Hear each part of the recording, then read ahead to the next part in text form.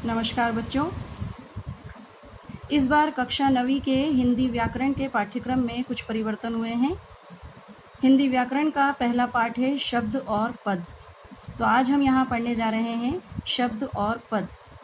बच्चों, जैसा कि आप जानते हैं, एक या एक से अधिक वर्णों या अक्षरों से बनी हुई किसी भी स्वतंत्र सार्थक ध्वनि को शब्द कहते हैं। आप अच्छी तरह समझते हैं कि जब कोई वर्ण आपस में मिलते हैं तो जो नई ध्वनि बनती है वो शब्द कहलाती है। तो यही शब्द की परिभाषा है। एक या अधिक अक्षरों या वर्णों से बनी हुई कोई भी स्वतंत्र सार्थक ध्वनि शब्द कहलाती है। उदाहरण कुछ भी हो सकता है, राम, श्याम, स्कूल, कमल, गुलाब, फूल, हम कोई भी उदाहरण ले सकते हैं। अब दूसरी अवधारणा है वो है पद। तो यहाँ पद की परिभाषा दी हुई है। पद, अगर हम सामान्य भाषा में बात करें तो पद यानी शब्द, लेकिन पद और शब्द में कुछ अंतर होते हैं जिसको हम उनकी परिभाषाओं के द्वारा आपस में समझेंगे। जब कोई शब्द व्याकरण के नियमों, प्रत्यय, उपसर्ग, वचन, लिंग, कारक, पुरुष आदि में बंधकर किसी वाक्य में प्रयुक्त होता है तो वह शब्द स्वतंत्र शब्द न रहकर पद की संज्ञा पाता है। उदाहरण के लिए, राम स्कूल जाता है।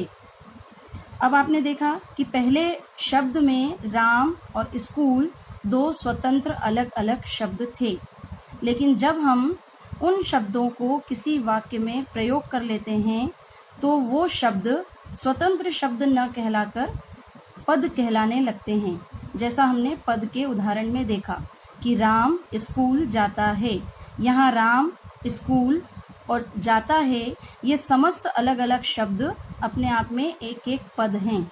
यानी अगर हम सामान्य भाषा में बात करें तो पद कोई भी शब्द या कोई भी साधारण शब्द जब उसे वाक्य में प्रयोग कर लिया जाए तो वह पद कहलाता है। ठीक है। अब पद और शब्द में अंतर को हमें समझना है। तो शब्द और पद में अंतर क्या है? जैसे पहली खास बात है कि वाक्य से परे शब्द होता है और वाक्य में प्रयुक्त शब्द पद, जो इस पूरी अवधारणा की सबसे खास चीज है कि जब भी कोई शब्द वाक्य से परे होता है, यानी वो वाक्य में प्रयुक्त नहीं होता या वो वाक्य से बाहर होता है, तब तक वह शब्द कहलाता है। और जब वही शब्द वाक्य में प्रयुक्त कर लिया जाता है या जब वह शब्द वाक्य के अंदर आ जाता है तब हम उसे पद कहते हैं। अर्थात हम कह सकते हैं कि शब्द शब्दकोश में पाए जाते हैं। शब्दकोश में जितने भी शब्द हैं वो सब शब्द अपने आप में शब्द कहलाते हैं, लेकिन उन शब्दकोश में से या उस शब्दकोश में से जब हम कुछ शब्दों को सार्थक रूप से अरेंज करके एक वाक्य बना लेते हैं तो वाक्य में आने वाला हर एक शब्द अपने आप में एक पद होता है। तीसरी महत्वपूर्ण बात है कि वाक्य पदों से मिलकर बनता है, शब्दों से नहीं। इस तरह से हम ये कह सकते हैं कि जब कोई वाक्य हम देखते हैं तो किसी भी वाक्य में हर एक शब्द अपने आप में एक पद होता है। इसलिए हम ये कहते हैं कि वाक्य पदों से मिलकर बनता है, शब्दों से नहीं। अर्थात कहने का मतलब क्या है कि वाक्य में आने के बाद कोई भी शब्द सिर्फ शब्द न कहलाकर पद कहलाता है। तो इसलिए वाक्य में आने वाले हर एक शब्द को हम सिर्फ पद कहेंगे, शब्द नहीं। ठीक है। अब इसको जब हम शब्द के भेद को देखते हैं, जब हम शब्दों के भेद के बारे में बात करते हैं, तो अगर साधारण शब्दों में बात करें तो साधारण शब्दों में शब्द विकारी और अविकारी दो प्रकार के होते हैं। विकारी शब्द, विकारी का तात्पर्य है विकार से। विकार यानी परिवर्तन। ऐसे शब्द जिनमें किसी प्रकार का कोई परिवर्तन आ सकता है उन्हें कहते हैं विकारी शब्द, और ऐसे शब्द जिनमें किसी प्रकार का कोई परिवर्तन नहीं आता वो कहलाते हैं अविकारी शब्द।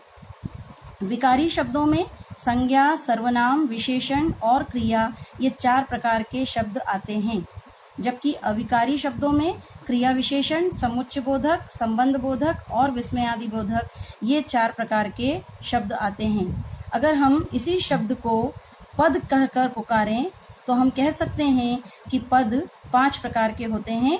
5 में से 4 शब्द जो हमने यहाँ विकारी के प्रयुक्त किए हैं, संज्ञा, सर्वनाम, विशेषण और क्रिया। और ये जो 5वां शब्द है ये कहलाता है अविकारी या अव्यय।